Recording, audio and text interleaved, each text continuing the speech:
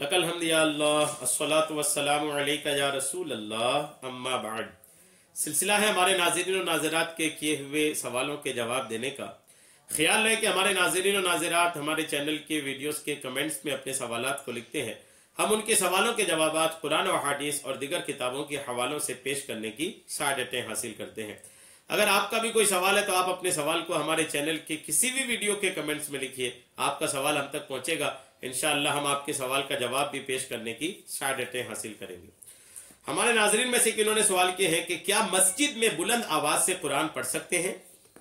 मस्जिद में बुलंद आवाज से कुरान पाक पढ़ना कैसा है, यह इनका सवाल है। जवाब आप तवज्जो से सुनिए।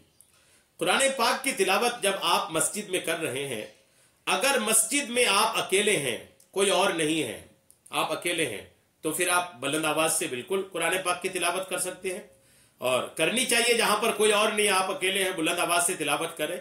चूंकि बुलंद आवाज से तिलावत का एक फायदा यह है कि वो तिलावत की आवाज जो मस्जिद की दरो दीवार को, मस्जिद की तमाम चीजों तक जो आवाज टकराएगी ना, वो जिस चीज से वो आवाज टकराएगी, वो सारी चीजें क़यामत के दिन आपकी तिलावत के लिए गवाह हो जाएगी। तो ये तो करनी चाहिए बुलंद आवाज से।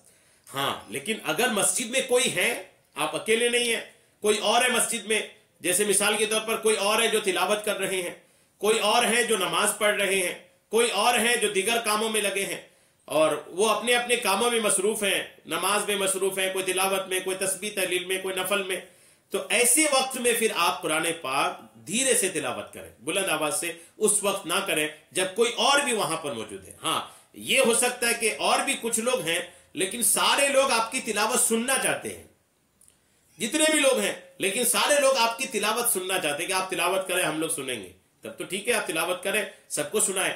लेकिन जब कोई आपकी तिलावत नहीं सुनने के लिए है, बल्कि सबके अपने अपने काम है, कोई नफल पढ़ रहे हैं, कोई अपनी तिलावत कर रहे हैं, कोई तस्बीह तहलील लेके बैठे, कोई वजीफा लेके बैठे, कोई विर्द औराद कर रहे हैं, यानी मस्जिद में और दीगर लोग अपने अपने तरीके से नेकियां करने में लगे हैं, तो वहां पर हुक्म यह है कि आप बुलंद आवाज से क़िरात ना करें, बुलंद आवाज से कुरान पाक की तिलावत ना करें, वहां आप धीरे से तिलावत करें।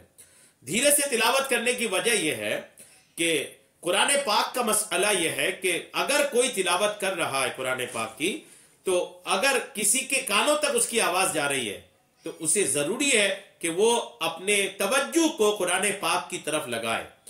कुरान की तिलावत हो रही, दूसरा कोई काम नहीं किया जा सकता, दूसरा कुछ किया नहीं जा सकता, क्योंकि कुरान पाक में अल्लाह ने फरमाया कि जब कुरान पाक पढ़ा जाए तो इसको दिल लगाकर, कान लगा करके इसको सुनो।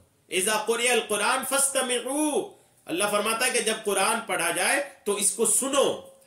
तब जब तिलावत हो, उसको सुनने का हुक्म दिया गया। तो अब आप पढ़ेंगे, दूसरा कोई नमाज पढ़ रहा है, आप पढ़ रहे हैं, दूसरा कोई अपनी तिलावत में लगा है, तो आप अगर बुलंद आवाज से तिलावत कर रहे हैं तो बाकी लोग आपकी तिलावत तो नहीं सुन रहे ना, तो बाकी लोग जो आपकी तिलावत नहीं सुन रहे हैं, नहीं सुन रहे, तो वो गुनहगार होंगे जी। वो उनके लिए है कि वो जाहिर सी बात है कि वो अगर वो अपने काम में लगे तो गुनहगार नहीं होंगे, अगर नेकी के काम में लगे हैं, लेकिन आपके लिए गलत करने वाला होगा। लेकिन वो किसी काम में नहीं लगे हैं, बिला वजह किसी भी काम में लगे हैं, बिला वजह की बकवास कर रहे हैं, बैठ के बातें कर रहे हैं, तो वो गुनहगार होंगे। हाँ, कोई अगर तिलावत कर रहा है, कोई नमाज पढ़ रहा है और आप वहां बुलंद आवाज से तिलावत कर रहे हैं, तो वो तो गुनहगार तब नहीं होंगे, क्योंकि वो भी अपने नेकी के काम में लगे हैं। लेकिन अगर बिना वजह के बैठे हुए और ऐसे ही कोई कुछ भी फजूल का मामला है, तब फिर तो वो उनके साथ भी मामला हो जाएगा। इसलिए किसी को तशवीश में डालने से बेहतर है कि अगर कोई बंदा है, कोई और है जो आपकी तिलावत उस वक्त नहीं सुनेंगे, अपना कुछ करेंगे, तो वहां आप बुलंद आवाज से तिलावत ना करें, धीरे से तिलावत करें, कम से कम इतनी जोर से करें कि आपके कान सुन सके, काफी है जी। बाज़ औक़ात लोग इतना धीरे पढ़ते हैं कि सिर्फ कुरान पाक पर उंगली जलाते हैं, और या बोलते भी है तो सिर्फ इनके होंठ हिलते हैं, और कुछ आवाज जो साउंड जो है वो खुद भी नहीं सुन पाते, इतना धीरे धीरे पढ़ते हैं। तो फिर अगर ऐसा मामला हो जाए तो फिर तो वो तिलावत नहीं कहलाएगी। कुरान छूने का सवाब मिल जाएगा, कुरान देखने का सवाब मिल जाएगा, लेकिन कुरान पढ़ने का सवाब नहीं मिलेगा। कुरान पढ़ने का सवाब तब मिलेगा जब आपको इतने आवाज से उसको तिलावत करें कि आपके कान कम से कम खुद सुन सकें। इतनी तिलावत जरूरी है हमेशा, चाहे आप नमाज के अंदर हो, चाहे नमाज के बाहर हो, या इसके अलावा जो कुछ भी पढ़ने वाली चीजें हैं, ये पढ़ने का सवाब तब मिलेगा جب آدمی اتنی زور سے پڑھے کہ اس کے کان خود سن سکتے ہوں. تو یہ ساری تفصیلات آپ کو یاد رکھنی چاہیے تلاوت کے تعلق سے.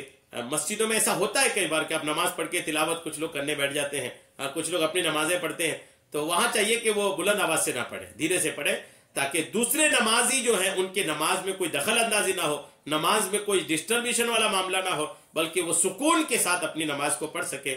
اس کا خیال ہمیں رکھنا چاہیے. امید ہے میری بات آپ کو سمجھ میں آ گئی ہوگی. اللہ تبارک تعالی ہم سب کو سننے سے کہیں زیادہ عمل کی توفیق عطا فرمائے. آمین بجاہ النبی الامین صلی اللہ تعالی علیہ وسلم.